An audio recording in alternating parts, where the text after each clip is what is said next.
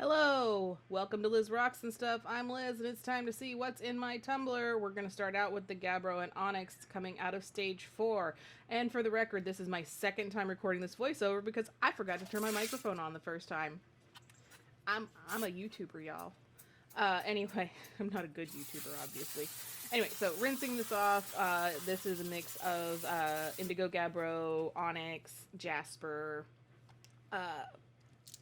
agates, lots of different stuff in here. First thing I'm going to do is dry off some of these just to check them. That yellow Jasper's looking fantastic. The Gabbro is not looking fantastic. And I'm going to pull out a piece of Onyx in a second.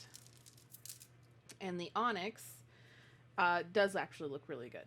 So with the Gabbro, the way that it feels and the way that it looks, it's really reminding me of when I first started tumbling. I tumbled some granite, which you're not going to get a shine out of granite because it's a conglomerate of different materials, and they're not all the same hardness. So they wear away at different rates, and so that causes them to not be shiny. At least is my understanding. And that's kind of the feeling I'm getting from this Gabbro. I need to do some more research to see if there is a way to get it to shine. And maybe the answer to that is a vibratory tumbler, just like with the shungite and just like with the fluorite.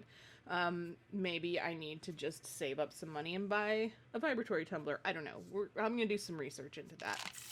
But the way it feels exactly the same way that the granite I've done looks. So anyway, this batch just came out of the soak cycle, so we're going to get it all dried off. I am going to dry a few pieces right in this video, and then I'm going to show an overall of what the all of the pieces look like coming out of it. Overall, I am happy. I think that's a piece of agate. Not 100% sure what that is, but it's shiny. It looks pretty. This is a red Jasper. Jasper's just a rock star. It shines. I think you can pretty much just do whatever you want to Jasper, and it's like, okay, I'm shiny now. You can, I don't know what it is. Jasper just shines up really, really nicely. And then that's another piece of the Gabbro. You can see it's smooth-ish. It's rounded, but when you touch it, it has a little bit of a grit feeling to it, which makes me think that it's not going to shine up. But anyway, so that's a close-up of all of the Gabbro. I like the figuring on it. I like the way it looks. I just wish it was shiny. And this is the Onyx. The Onyx all shined up really nicely. It's looking good. And then I have this yellow Jasper. I'm pretty sure these are all Jaspers at the top. I could be wrong about that big one. And then I'm not sure about that black one. I think this is a carnelian. I need to get that identified. I believe all of these are agates. I know that last one is an agate. I think this is agate as well.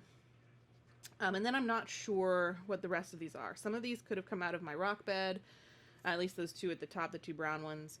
And then I know that these came out of my rock beds, especially that moon-shaped one came out of the rock beds that I have at my house. So that's just kind of interesting, the way that they shine up. It's just quartz. Quartz is also another one that just shines up really nicely.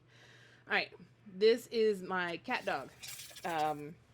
Cheetah Jasper and labradorite. Some of it's stuck into the bottom. So what that tells me is the pieces, there's not enough variety of pieces, so not all of the grit got used. So I need to do better as far as making sure there's a variety. So the Cheetah Jasper is all the same size and labradorite's all the same size, but there's nothing really in between those two sizes. So I looked at all of them. I probably could have pulled some of them out, but I felt like I really wanted to give them all a good fair shake. So I put all of them back in the barrel, and then I topped it up with some of the leftover labradorite that hasn't tumbled yet. And then I also, to give myself that variety of sizing that I'm looking for, I grabbed the small and extra small pieces that I got from the rock shed. I'm going to show you my two favorite pieces out of this batch. Those two bright blue pieces. I don't know if they're going to survive this, but it'll be kind of cool to see. If they do shine up, they'll be really pretty. So I'm going to just sort of put some of these in there and shake them to kind of settle them down. I want to make sure I'm getting a good distribution of all of these different sizes. That just helps carry your grit to all of the different pieces and helps the grit to actually get used and to get ground up nicely. So I put a bunch of that in there, and I'm just basically using it instead of ceramic media because, you know, when your ceramic media, when you're done using it, you have to throw it away. If it gets too small, it's going to break and it's going to scratch and you can't use it anymore. Whereas with this stuff, at the end of it, I just pull it out and I have some nice shiny little chips that I can throw into a flower pot or something. So anyway, 6 tablespoons, 3 scoops of stage 1 grit. Gonna write in the new name for this one, which is Catdog, and hopefully I will remember why I'm calling this Catdog. All right, barrel number 3, Beryl and Polychrome Jasper. Again, didn't have enough variety of sizing in this one. You can see the big piece of Jasper is stuck at the bottom. So I need to break it down. And otherwise it's just not going to tumble properly. So I'm going to get all these rinsed off. And then you'll notice that the Polychrome Jasper is not in that strainer. It's because after I rinsed them off, I took a sledgehammer and beat the crap out of my Polychrome Jasper. So I put it on my concrete slab and just wailed on it. And I did end up breaking it down pretty nicely. Fun fact, Jasper sparks when you hit it with steel, and it doesn't smell good. The smell of that burning Jasper, just not great. But anyway, it worked. I did try using my chisel. Initially, I was going to try and film that, but it wasn't breaking with the chisel in my little contained box, so that's why I just took it outside and wailed on it. Wear protective eye gear, because that stuff flew everywhere. I'm sure it is still, there are pieces all over my backyard that I will never recover, but it's fine. It broke down. I think it's still going to look really cool when it's polished. So again, I'm going to put in some of this media to just help carry that grit a little bit better and hopefully wear things down a little bit better. So I did take out a couple pieces of the Jasper to make more room for this cushioning, because it is really important that you have a variety of sizing to help break the grit down more, help that grit reach other different places of your rocks. And then another 6 tablespoons of the stage 1.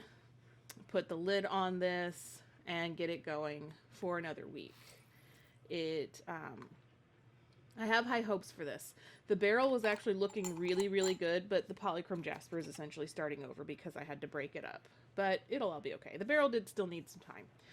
Alright, so what is happening with the amber that is still in stage 1? I have no idea. I left it on the tumbler. I didn't open it. I didn't look at it. It's just tumbling away, and I'm going to look at it next week. We'll see. So, what am I going to start in my now empty barrel that did have the Gabbro and Onyx in it? After talking over with my husband, I decided to do moonstone. I really like this moonstone. It's supposed to have that nice flash that moonstone is known for.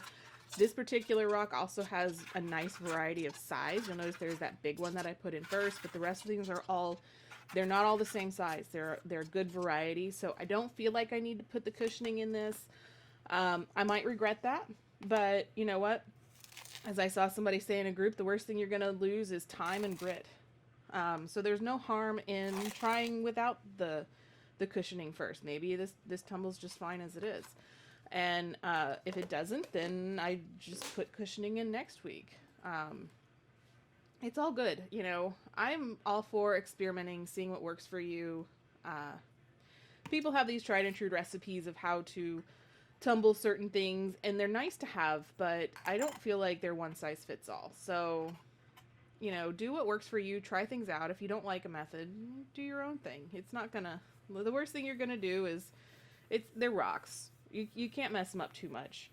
And if you don't like how they come out in the end, you can always start them over. You just lose a little bit of time. That's it. So we got moonstone going into stage 1. Next week we've got a lot of stuff in stage 1. So thanks for watching, and I'll see you guys next week.